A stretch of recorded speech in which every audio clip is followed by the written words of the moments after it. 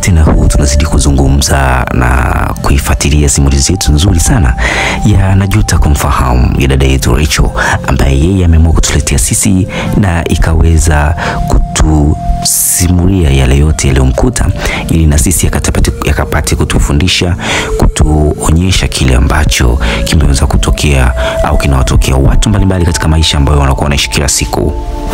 Mtazamaji, ikiwa ndo kwanza unajiunga pamoja na sisi bana, leo tunaelekea ni episode ya 6 hii au sehemu ya 6 ya simulizi yetu Najuta Kumfahamu. Kama ndo mara ya kwanza unajiunga pamoja na sisi hapa katika channel yetu ya Jamii Plus, basi hakikisha unabonyeza maneno mekundu yaliyoandikwa subscribe hapo chini ya video, na ile alama ya kengele ibonyeze bana, ili uweze kupata taarifa pindi tunapokuwa tunaweka video mpya kila siku, ambayo utakuwa unaipata hapa katika channel yetu ya Jamii Plus. Tunazidi kusonga mbele sasa na simulizi yetu. Tunakumbuka tulishia pale ambapo Rachel alituambia kwamba alipigiwa simu na Kelvin. Dakika 15 zilikuwa zimekwisha kupita na yeye alikuwa bado yuko katika msongo wa mawazo, hivyo hakuweza kufahamu kama dakika 15 zilikuwa zimeisha au la. Na sasa tunataka tuendelee pale tulipokuwa tumeishia. Kelvin alipiga simu ambayo niliweza kuipokea na alianza kuzungumza. Hello, Rachel. Hello, Rachel. Mbona unanyamazia? Hapana, nakusikiliza, tafadhali unaweza ukaongea. Rachel, una shida gani? Na maana ndo tabia yako hiyo unayo? Ina maana mimi sikufahamu vizuri, ni kweli? Kwa hiyo kuna tabia ambazo unazo mimi ambazo sijaweza kuzifahamu? Hapana Kelvin, tafadhali naomba nikwambie Kelvin, najua nimekukosea sana. Umepiga simu mara ya kwanza, nimeongea na wewe, lakini sikukupa ushirikiano. Naomba unisamehe Kelvin. Okay, nimekuelewa Rachel. Niambie, una shida gani? Kelvin, ni mambo tu mengine ambayo ni ya familia yangu mwenyewe na yananitesa ni mimi mwenyewe. Kwa hiyo sijataka kushirikisha mtu au kumwambia mtu yoyote. Tafadhali unaweza ukaniacha tukachana na hilo swala? Okay. Haya, niambie unafanya nini sasa hivi? Nimelala. Okay. Umekula nini? Nimekula tu ndizi rosti na soda.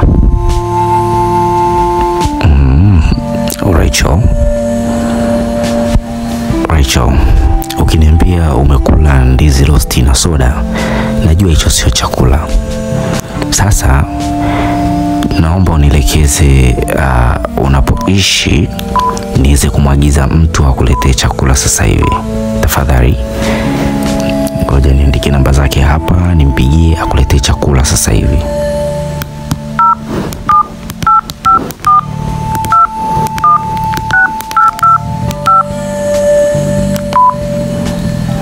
Nampigia sasa hivi akuletee chakula. Alafu tafadhali Rachel, usije ukarudia tabia tena kama hiyo. Umekosa pesa ya kula, niambie tafadhali. Niambie, mimi nitakupa pesa ya kula. Na kama una tatizo lingine, mama, naomba niambie, mimi niko hapa kwa ajili yako. Chochote kile ukihitaji, niambie tu muda wote. Kelvin, usijisumbue kaka. Samahani, lakini naomba usijisumbue. Mimi nipo vizuri na nimeridhika. Na hivi nilivyokuambia nimekula, nimehitaji kula hivyo. Na usiku pia mtu hataki kula chakula kingi. Kwa nimekula hivyo nikiwa nimeridhika kabisa. Hapana mtoto mzuri, hutaki kula hivyo. Nimesema ngoja na kuagizia chakula kinaletwa hapo. Sio na wasiwasi. Haya, asante. Okay. Wakati kinaletwa tuendelee kuzungumza. Nishamwambia tayari. naomba uniambie,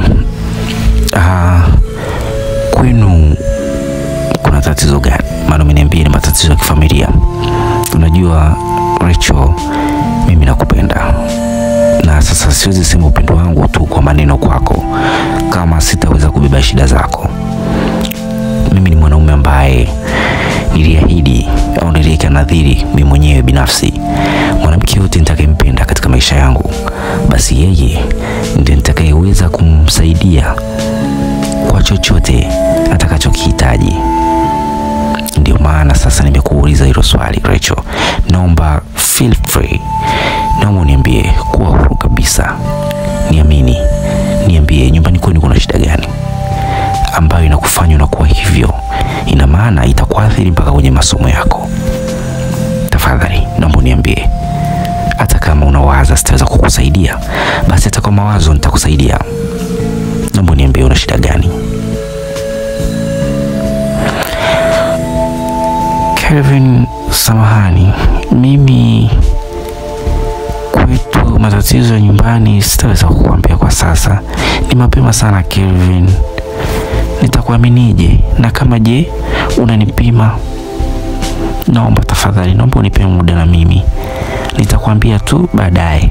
Ili mradi tuko pamoja, basi nitakwambia. Rachel, usipende kwa hivyo tafadhali. Naomba jiamini. Niambie tu kwa sasa, hamna shida. Hapana Kelvin, naomba na wewe unielewe. Nitakwambia tu siku nyingine, sio leo. Leo tuongee tu basi. Okay. Nakubaliana na wewe Rachel. Naomba uniambie, Ana mmejuana naye muda gani? Ana ni rafiki yangu wa chuo toka zamani, na Ana ni zaidi ya rafiki, ni kama ndugu yangu. Kwa hiyo Ana naye shida zako anazijua, matatizo yako naye anayajua. Kelvin, unataka umuulize na Ana pia? Tafadhali usifanye hivyo. Nimekuambia nitakwambia mwenyewe. Tafadhali, naomba unielewe. Sijasema namuuliza Ana, nimekuuliza kwa sababu Ana na rafiki yako. Yeye anafahamu shida unayo? Ndio. Basi sitamuuliza kwa sababu umeniambia mimi, utaniambia wakati mwingine. Nakubaliana na wewe, utaniambia. Right now nahitaji uniambie mipango yako ni ipi katika masomo yako. Mipango yangu ni mingi kiukweli. Nahitaji nisome, baadaye nipate ajira, baadaye nifanye maisha yangu, niwasaidie wazazi wangu nyumbani. Mazingira ya kule kwetu, mimi nimetoka kijijini ukweli Kelvin. Sio mtoto wa kitajiri kama wewe. Na ndio maana ukiniambia nikwambie shida zangu, nawaza mara mbili. Siwezi kukuamini kiukweli kwa mara moja tu hivyo Kelvin. Utanisamehe kwa hilo. Japo umezungumza na umeniambia unanipenda, lakini Kelvin, mimi kukukubalia kwa sasa kukupa moyo wangu itakuwa ni ngumu. Itakuwa ni ngumu sana. Rachel, mbona kama unaenda kwenye majibu mama? Nimekwambia sitaki majibu. Nilichokuuliza ni kitu kingine. Kwa nini unaelekea huko?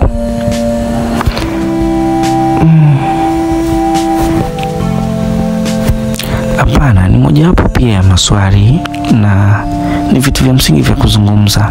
Imebidi nikwambie tu hivyo ili uweze kunielewa wakati huu ukija kufika.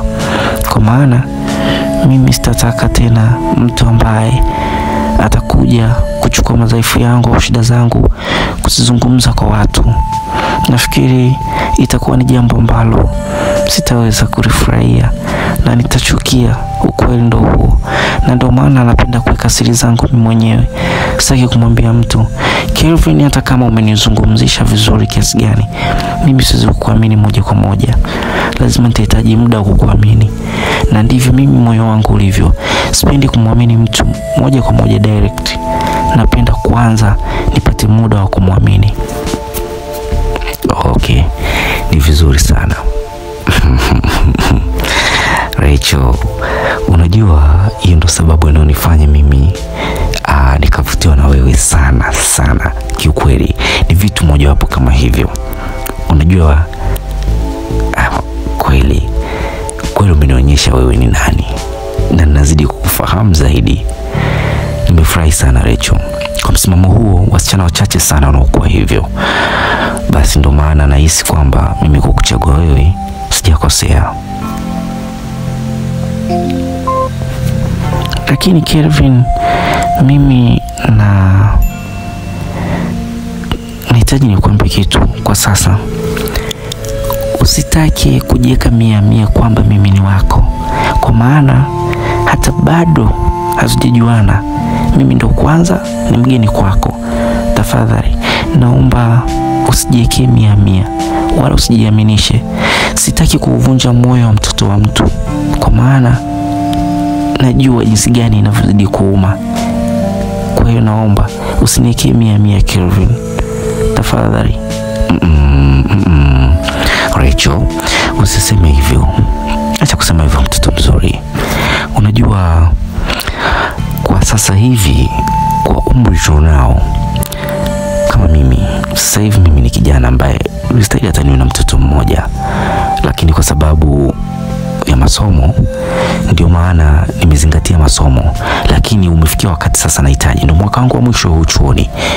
Kwa hiyo nahitaji niweze kutengeneza mazingira ambayo yatakuja kwa na msaada baadaye.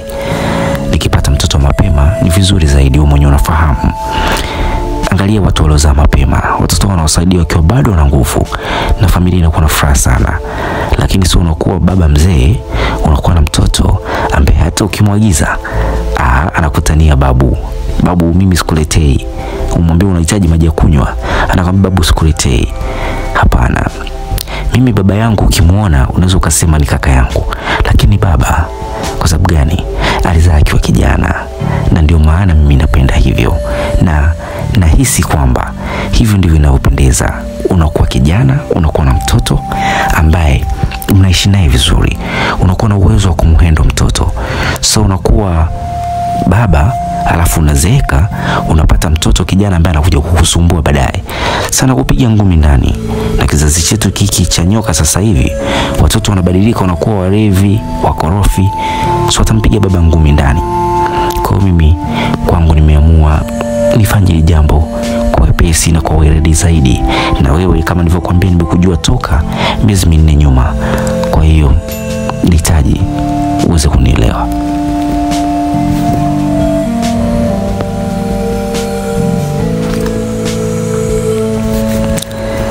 Na usinikatishe tamaa Rachel.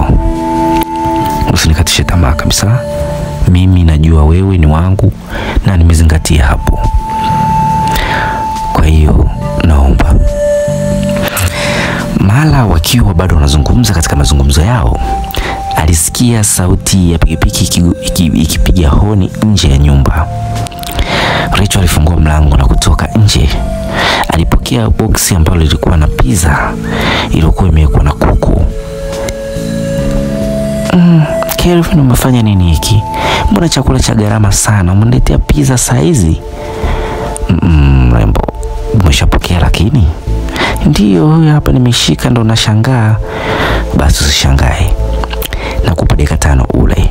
Ukishamaliza naomba unibipu, nitakupigia. Okay? Yaani Kelvin wewe, asante, nashukuru sana. Basi nitakupigia. Kelvin alikata simu yake, na Rachel anasema kwamba baada ya Kelvin kukata simu, Rachel alimpigia Ana moja kwa moja simu yake na kumwambia, rafiki, nimeletewa pizza hapa nyumbani. Kelvin ameniagizia pizza na iko hapa nyumbani. Basi nitakula, nitakubakizia. Ana alicheka akamwambia, haya mwana, nibakizie pizza na mimi nije nionje. Walifurahi wote kwa pamoja. Ana alikata simu yake. Basi Rachel alikula kipande cha pizza, na baadaye basi alibidi kumbipu Kelvin, na mazungumzo yao yaliendelea. Mtazamaji, naomba usikose episodi ya 7 kuweza kufahamu ni nini ambacho kileweza kuendelea kwa usiku huo kati ya Kelvin na Rachel. Na tayari tunaona Kelvin ameonyesha uungwana kwa kumwagizia Rachel chakula ambayo kimemfurahisha sana Rachel, na amembidi kumwambia rafiki yake Anna. Na je, rafiki yake huyu ambaye Rachel anazidi kumwamini itakuwaje? Usikose episode ya 7 kuweza kufahamu ni nini ambacho kinaendelea. Okay, nikutakie wakati mwema. Kama bado hujasubscribe, basi hakikisha unafanya hivyo hapo chini ya video, na pia hakikisha una like video hii, na usikose episode ya 7 kuweza kufahamu ni nini ambacho kinaendelea. Nikutakie wakati mwema, uwe na muda wa kutazama Aji Mwema. Bye bye.